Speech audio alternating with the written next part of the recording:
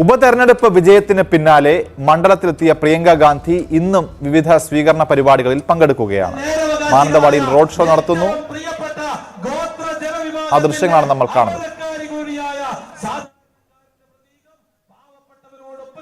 Road ഷോയ്ക്ക് ശേഷം പ്രിയങ്ക ഇപ്പോൾ പ്രസംഗിക്കുന്നു. തത്സമയം പ്രിയങ്കയുടെ വാക്കുകളിലേക്ക്.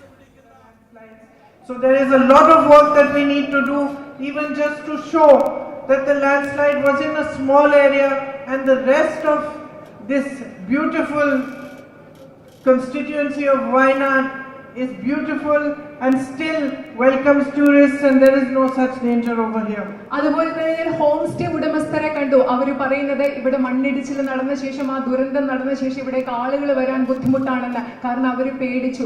ഈ ലോകം, ഇന്ത്യ മുഴുവനുള്ള ആളുകളോട് നമുക്ക് പറഞ്ഞു മനസ്സിലാക്കി കൊടുക്കണം, വയനാട്ടിൽ ഒരു ദുരന്തമുണ്ടായത്, ഒരു വലിയ നാശം വിതച്ചത് ഒരു ചെറിയ ഭൂപ്രദേശത്ത് മാത്രമാണ്. ബാക്കി പ്രദേശങ്ങളിൽ ഒരു പ്രശ്നമില്ല.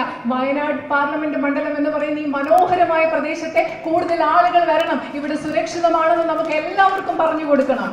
You have the long standing issue of the night ban and the long standing issue of the medical college, both of which we need to fight for, and we need to understand how together we can resolve the night ban issue. നിങ്ങൾക്ക് ദീർഘകാലമായി നിലനിൽക്കുന്ന രാത്രി യാത്രാ നിരോധനം എന്ന പ്രശ്നമുണ്ട്. അതുപോലെ നിങ്ങൾക്ക് വളരെ കാലമായി നിങ്ങളുടെ ആവശ്യമായ മെഡിക്കൽ കോളേജ് ഉണ്ട്. നമ്മൾ ഒരുമിച്ച് ചേർന്ന് ഈ പ്രശ്നങ്ങൾ പരിഹരിക്കാൻ വേണ്ടി എന്ത് ചെയ്യാം എന്ന് നമ്മൾക്ക് ഒരുമിച്ച് ചേർന്ന് ആലോചിച്ച് പ്രവർത്തിക്കേണ്ടതുണ്ട്. Whatever progress was made in the medical college also, because of the pressure Rahul ji put on the government, we need to put more pressure and advance the work even faster.